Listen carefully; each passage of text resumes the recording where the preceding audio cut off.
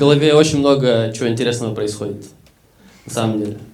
Я пытался недавно узнать, как со стрессом бороться. Нашел какую-то научную конференцию. И там ученый-психолог говорит: расслабьтесь, стресс вреден только если верить в его вред. Верьте в пользу стресса, говорят ученые. Тогда он действует на организм, как простая влюбленность. Обалдеть. Такая крутая информация. Главное понять, как ей пользоваться. Вот едешь ты, например, в лес, вот морозка в багажнике. Действительно, как первое свидание. Тоже переживаешь, сердце колотится, гадаешь, будет ли секс. Отморозки багажник открывают, а ты уже весь такой нежнятин. А какая у вас любимая музыка? Но ученые уточняют, они такие: нет, мы имеем в виду, если верить в пользу стресса, сосуды не сужаются и не изнашиваются. Обалдеть. Получается, я всю жизнь делал близких здоровее. Представьте, мне 7 лет, меня оставляют у бабушки, которая живет на 4-м этаже. Я запираюсь у нее на балконе, сажусь на перила, свешиваю ноги вниз, смотрю на нее через стекло и смеюсь. Потому что, оказывается, так просто поддерживать ее давление в норме. Я думаю, она тоже знала этот принцип, потому что она что-то ломилась через окно ко мне, кричала, типа: хватит сидеть на перилах, моему сердцу это не поможет, прыгай. Но справедливости ради, сейчас давление у бабушки действительно ни к черту. Ну, потому что я уже взрослый, я уже 2 года так не делал. Да, я привык, что мне мозг каких-то приколов подкидывает всю жизнь, а врачи такие: не знаю. Не знаю, для начала, например, в детстве я лунатил очень интересно. Мне когда было 9 лет, я ночевал как-то раз у двоюродного брата. Он спал на полу, а я на диване. И он мне утром рассказал, что проснулся посреди ночи, а я стою в полный рост над ним и бешеными глазами смотрю, как он спит. Он говорит, что очень испугался. Ну, потому что мы днем смотрели рестлинг. И он начал со мной разговаривать, чтобы успокоиться, но ему это не помогло. Потому что я стал отвечать ему очень странно. Я, 9-летний, стал ему, 14-летнему, давать советы, как жить. И при этом использовал в речи какие-то стариковские слова. Я учил его жизни, разговаривал как старик. Учил жизни как старик. И все это указывает на то, что мой покойный дед использовал меня как таксофон. Он такой: Санек, привет. Прикинь, с мелкого звоню.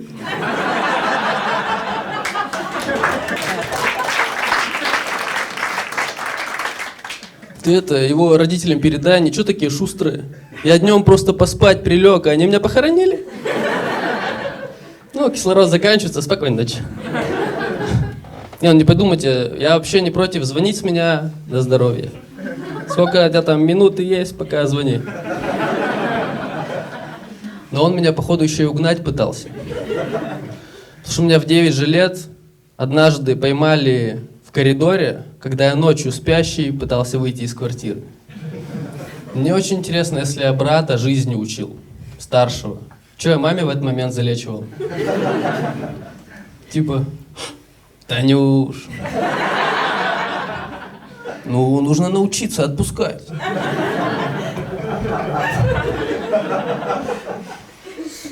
Да, ну это, конечно, страшновато. Я же мог реально днем очнуться посреди города. Так что, на всякий случай, учите детей выживать для таких ситуаций. Но я думаю, я бы выжил, потому что мы с друзьями уже с детства умели как-то зарабатывать. Мы реально с друзьями находили какие-то стеклянные бутылки во дворе, лет с 7 уже. Относили их в пункт приема, нам давали какие-то деньги, мы покупали себе жвачки, какие-то вкусняхи. А когда они находили, реально кучковались вокруг лавок, стояли прямо напротив мужиков, смотрели, как они пиво допивали. Я понимаю, что они злились. Им жена дома запретила бухать с претензией, типа: какой пример ты подаешь детям? Иди на улицу. А там мы. Дяденька, а вы будете допивать? Потом брали бутылки и бежали конвертировать чужой алкоголизм в собственный кариес. Да, но я думаю, я верю, что благодаря потому что мы умели зарабатывать, мы были не так уязвимы для извращенцев. Ну, потому что мы могли сами обеспечить себя конфетами. Хочешь познакомиться? Нас не волнуют сладости. Будь интересным.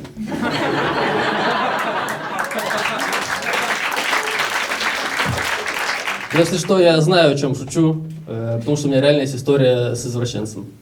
Ко мне, к совсем мелкому, подошел какой-то мужик на улице и говорит: «Привет, у меня в подвале игрушки, пойдем покажу». Я говорю: «Мне нельзя разговаривать с незнакомцами». Он говорит: «Ну, меня зовут Виталий». Получается, мы знакомы? Я такой: «Ха, сейчас уточню». И пошел реально домой уточнять новые вводные данные.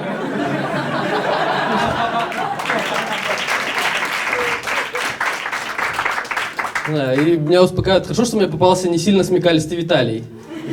И он мне не ответил, типа: «Не говоришь с незнакомцами?» И это правильный ответ. Мне отправила твоя мама проверить, как работают ее правила. Ты сдал тест, и в награду игрушки в подвале. И хорошо, что я вопросы задавал развернуто. Я пришел домой, типа, это подвал, какой-то мужик, Виталий, получается, мы знакомы, маме. Я не спросил, просто коротко по делу. Типа: «Мам, там, если мужчина называет свое имя, считается, что вы знакомы?» Она такая: «Ну нет, надо пообщаться подольше, сходить в кино, в театр, погулять». Я такой: «Так, Виталий, кино, театр, вместе». Не знаю, меня после того случая, конечно, гулять не допускали до 18 лет. Да, это жутковатый случай, но не самый странный. Я не знаю, что за двор, конечно, у меня такой был. Когда мне было 6 лет, я шел с двоюродным братом куда-то, пошел по этому же двору. А возле песочницы тусовались 2 местных бомжа.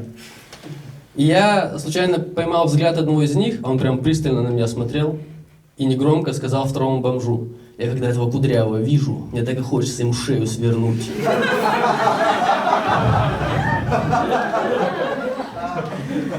Это, по-моему, была первая взрослая мысль, которую я помню в 6 лет. То, что как я так выгляжу, что я бешу людей, мне даже делать ничего не надо для этого. Да и что вообще у человека за такая внешность, что глядя на него хочется либо убить, либо трахнуть? Давайте проверим, глядя на меня, кто хочет меня убить?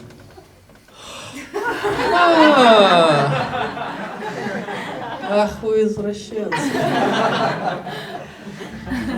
Кошмар. Ну и реально интересно, что его так разозлило в 6-летнем ребенке. Вряд ли я в 6 лет забрал какие-то его рабочие места, и он из этого стал бомжом. Бутылки. И получается, это не такое безопасное занятие для детей — собирать бутылки. Но если что, это еще не самая опасная работа детская. Некоторые дети вообще придумывают какие-то безбашенные способы заработка.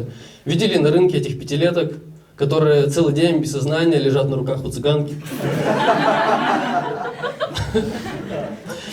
В общем, кроме уроков выживания, ставьте на детей GPS, сигнализацию, чтобы как-то обезопасить. Так, и вернемся, значит, к нашему трипу.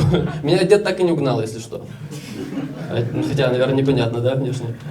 Я думаю, он меня еще не угнал, отчасти из-за того, что я, кроме прочего, еще и смеялся во сне. Это никакая сигнализация. Странно, может быть, но когда еще школьнику смеяться? На уроках запрещали, вечером надо домашку делать. Приходилось ночью догоняться. Типа: ха-ха-ха, многочлен.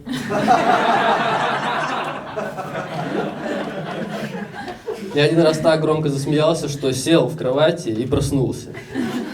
Я не помню, что мне снилось, но я очень долго не мог понять, почему родители не пришли ко мне в комнату и не проверили, все ли в порядке. Но сейчас я понимаю, что если бы мой 9-летний ребенок заржал посреди ночи на всю квартиру, я бы и сам хрен пошел. И вряд ли бы уже уснул. А то потом проснешься, он смотрит, как ты спишь. С головой кошки. Пап, а кошку моль съела. Она думала, это шуба. Короче, мой вам совет: если ваш ребенок ржет где-то там в темноте коридора и разговаривает как дед, сдайте его в дом престарелых. Вам там скажут: ну ему же всего 9 лет. Говорите: да, но это по 2-му кругу. Ну и сложно ребенка винить, конечно, что он смеется, потому что, по-моему, моль реально смешная.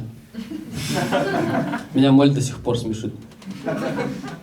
Ну, блин, она же летит постоянно, на виду у всех, по какой-то упоротой траектории, как местный алкаш, которому вообще все по боку. Летит хавать целый шкаф еды, прикиньте. В одну такую маленькую упоротую рожу.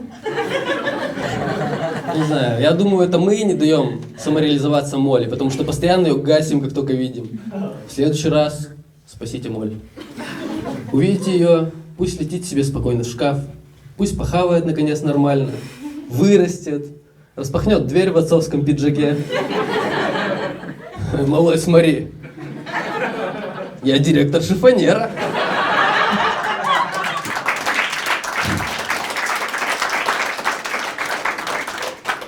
Да, детство веселое.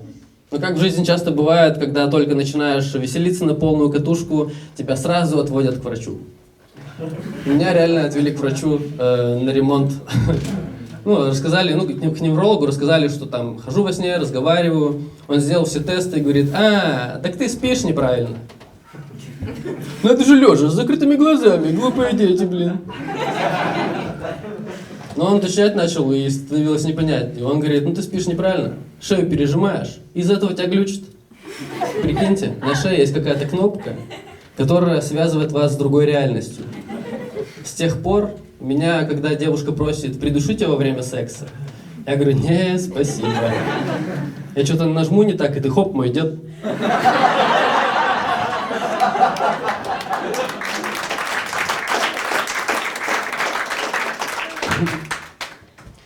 Он продолжал, это не все. Он говорит: ну, ты шею пережимаешь, и из-за этого у тебя не наполняется левый бассейн. Бассейн, в котором плавать. Это так обидно. Все дети во дворе Бэтмены и черепашки-ниндзя, а я аквапарк. Он говорит: ну, купите ортопедическую подушку, и все наладится. Мы купили, и действительно, родителей на работе повысили. Ну, я на какое-то время перестал лунатить. Действительно перестал. Ну, хотя, может, я об этом и не знал. Ортопедическая подушка, она с эффектом памяти, может, и все помнит, но она вам ничего не скажет. Я забыл на 6 лет про какие-то приколы примерно. И оказалось, что мозг, который жаждет веселиться, его подушкой не обманешь. Он просто готовил план. И через 6 лет, когда мне исполнилось 15, я посреди жизни внезапно, напрочь забыл человеческую речь. Я ложусь спать, мне в школу завтра, мне 15 лет. Я смотрю на постер с фильмом над кроватью и вообще не понимаю, что там написано. Там днем были русские буквы, а сейчас там какие-то значки, закорючки. Я пытался представить слово и не смог, вспомнить и не смог. Я попытался прочитать, у меня получилось бла-бла-бла. Я думаю, ни хрена. А меня ведь предупреждали, что в 15 голос сломается. Я пробовал что-то написать сразу же, и у меня тоже получились какие-то таинственные символы, закорючки, ну и тут уже я напрягся. И отчасти потому, что отец мог зайти в комнату. И одно дело играть на компе ночью, а другое дело бла-бла-бла-бла-бла-бла-бла-бла.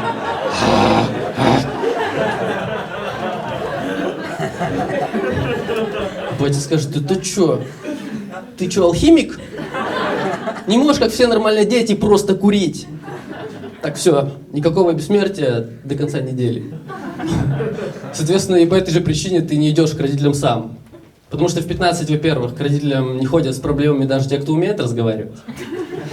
Во-вторых, плохая идея в моем случае вламываться посреди ночи.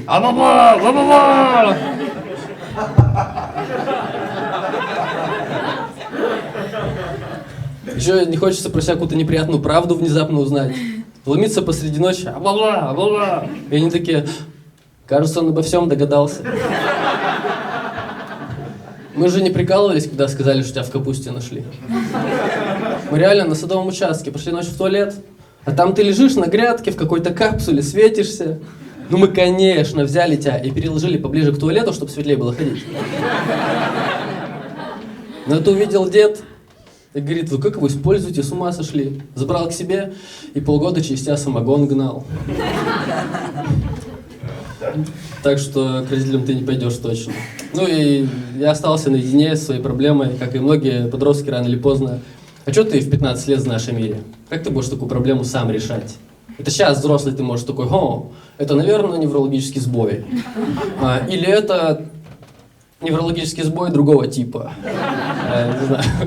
А в 15 лет ты тупо такой, закон сохранения энергии. Это все, что я знаю. Если энергия где-то исчезла, значит где-то появится. Если у меня голос исчез, значит еще где-то появится. И моль в шкафу такая, шуба, вкуснятина!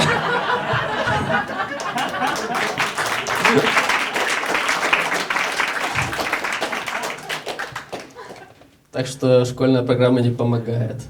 А когда она не помогает, конечно, ты, подросток, начинаешь во всем школу винить. Такой, да это по-любому школа виновата. Я забыл русский язык, значит, это меня русичка прокляла. Она же днем сказала, типун тебя на язык, колупа.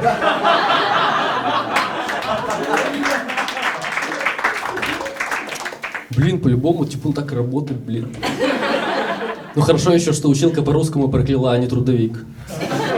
Потому что она говорила, типун тебя на язык, а трудовик говорил, ты что, как девка,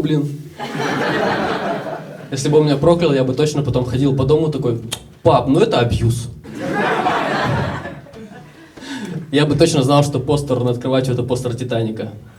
Потому что я бы с него сильно ревел. Девчонки, похлопайте, кто ревел из-за Титаника?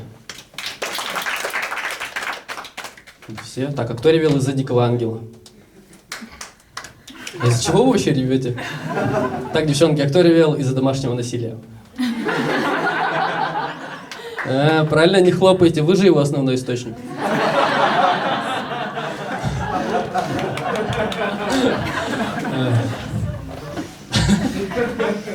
Короче, я перебрал все на тот момент возможности побыть самостоятельным, но все равно они закончатся, и ты все равно пойдешь за помощью.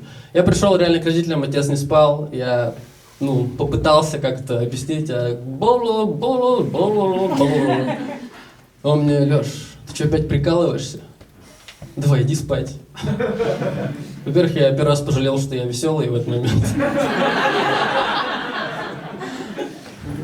И пошел к себе в комнату с четким осознанием, предки меня не понимают.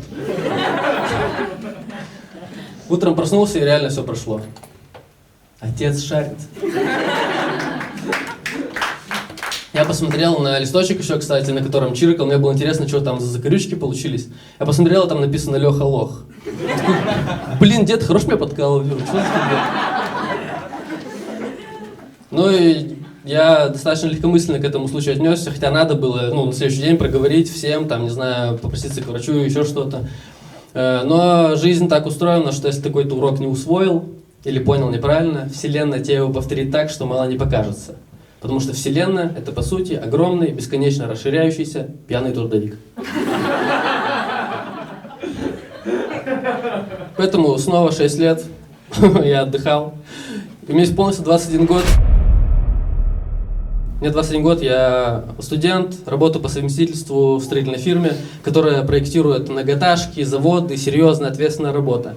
И посреди рабочего дня снова забываю человеческую речь. Хочу сказать что-то коллеге, и такой, тихий час. Еще хорошо, что я в строительной фирме работал, а не на линии помощи суицидникам. Было бы очень сильно неловко.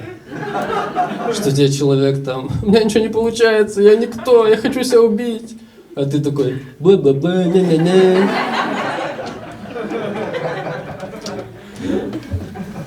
Так что я понял, что снова речь пропала. Как любой русский человек, когда серьезные проблемы со здоровьем, я думаю, надо быстрее попить чайку. Хочу взять кружку с чаем.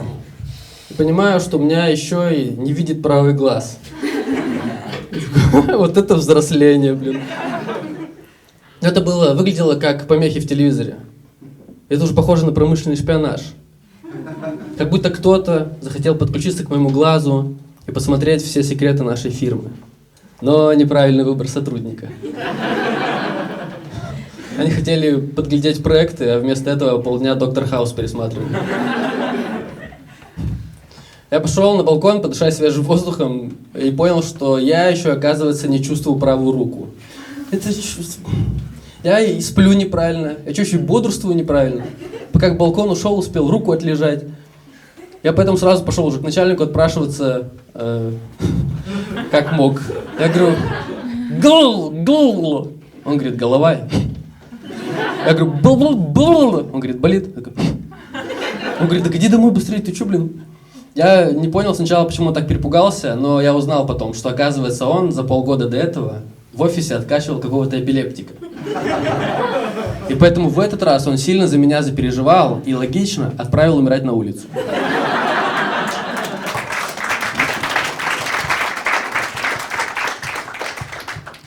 Да, ну я реально поехал домой спать. Ну потому что я привык все проблемы решать сном. Чего, если так приучили в детстве? Я на следующий день поехал в больницу, пришел в студенческую поликлинику и говорю, блин, речь, глаз, рука. Они такие, обалдеть, тебе бы к врачу.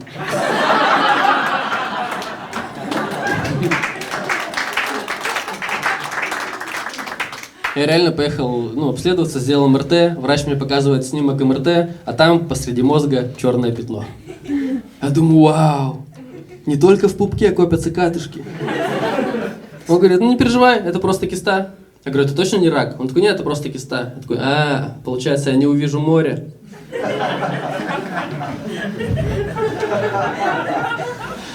Он говорит, ну она абсолютно безвредна, не переживай, никак не влияет на твое здоровье. Абсолютно безвредная киста, абсолютно безвредна. У тебя же все хорошо. Я говорю, речь, глаз, рука. Он такой, ну так это из-за кисты. Я говорю, это что вообще такое? Он говорит, это пустота, наполненная жидкостью. Откуда у меня в черепе пустота с жидкостью, если я ни разу не зажимал нос, когда чихаю?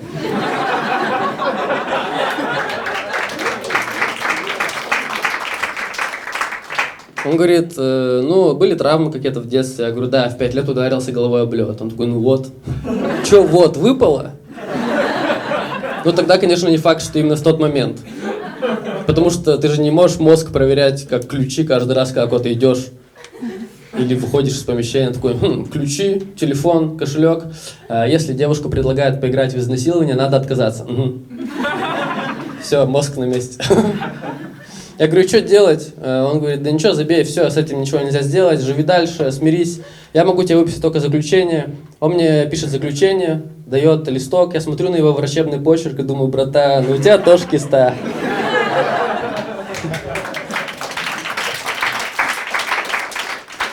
Да, ну хорошо, что я оптимист. Я вот вам советую, не верьте, что ничего нельзя с этим сделать. Надейтесь на лучшее. И хорошо, что я на работе времени зря не терял. И из сериала «Доктор Хаус» я узнал, что все обследования надо делать во время приступа. Поэтому, когда у меня случился следующий, я вызвал скорую. Приехала скорая, меня везут на машине, врач достает огромный шприц и говорит, мы вколем тебе эту жидкость, чтобы избежать повреждений мозга. Я думаю, чуваки, у меня там жидкости и так полно. Мы приехали в больницу, мне сделали МРТ, избегает в палату ко мне злая женщина-врач и говорит, кто тебе сказал, что у тебя киста? Я думаю, в смысле? Я говорю, сделали в клинике официальный снимок исследования. Она говорит, у нас самый мощный аппарат МРТ в республике. У тебя нет никакой кисты, у тебя все прекрасно с мозгом. Она отворачивается от меня, я смотрю, а у нее нет затылка, а в черепе сидит моль с чайной ложкой. И такая, Леха, зато теперь у нее киста.